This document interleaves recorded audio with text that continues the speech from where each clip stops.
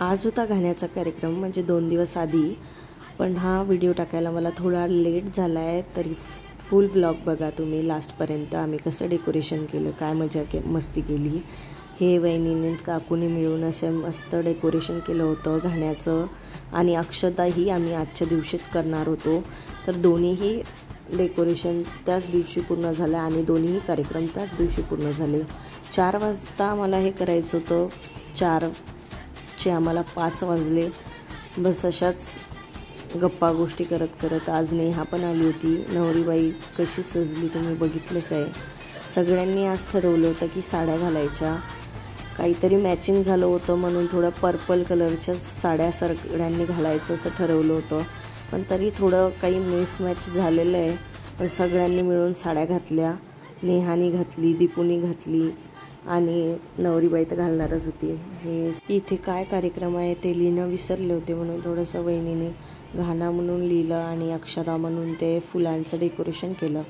आणि नंतर सगळ्यांनी पोज देत असे माझ्या व्हिडिओजला प्रतिसाद दिला. आणि दीपू बघा साडीमध्ये सगळे सुंदर दिसत होते आणि केतकीही छान सजली होती.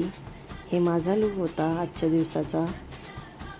कसे दिसत आम्ही सर्व कमेंट करून नक्की सांगा. हा व्हिडिओ थोडा छोटाच होणार आहे कारण की आम्ही शॉर्ट व्हिडिओज पण तयार केले होते आणि इथे आम्ही मुंगवड्या तयार केल्या होत्या आणि जे कार्यक्रम असतात घाण्याचे ते सगळ्यांनी मिळून. आता पुढे तुम्ही बघा. आणि आजच्याच दिवशी अक्षता पण केल्या आणि आजच्याच दिवशी जात्यावर आम्ही हळद दळून घेतली होती. घाण्याच्या कार्यक्रमामध्ये तुमच्या इकडे लग्नात काय काय करतात हेही मला कमेंट करून नक्की सांगा.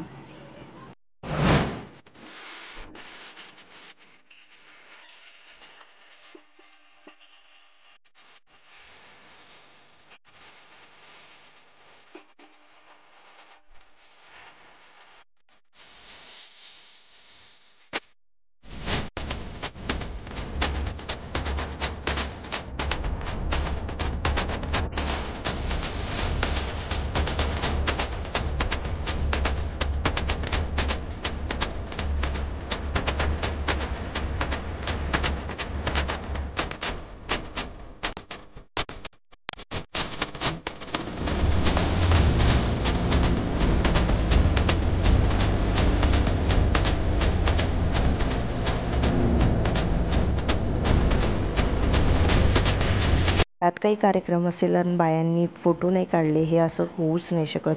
आम्ही भरपूर सारे फोटोज काढून नंतर आलो पापडावर.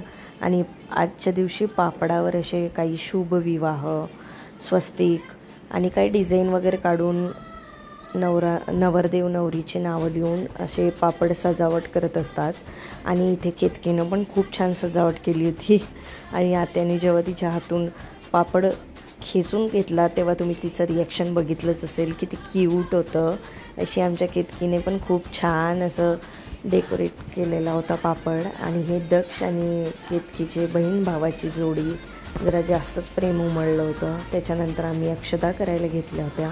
अक्षतामध्ये असे कलर टाकून अक्षता अशा मिक्स करून घेतल्या होत्या.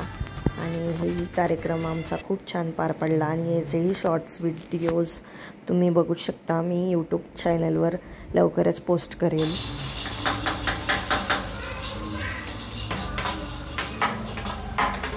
अशा अक्षता करून घेतल्या आम्ही, छान मिक्स करून घेतल्या, खूप छान वाटलं. त्याच्यानंतर हे सगळं मुंगवड्या वगैरे आणि हे जे 5 मिरच्या होत्या ते 5 पांडवाचं काहीतरी आजीने आम्हाला स्टोरी सांगितली. त्याच्यानंतर ते पापडही करून घेतली. आता बारी होती जात्यावर हळद दळायची. त्याच्यानंतर आम्ही छान हळद बाहेर येईपर्यंत सगळ्यांनी मिळून असं जात्यावर हळद दळून घेतली.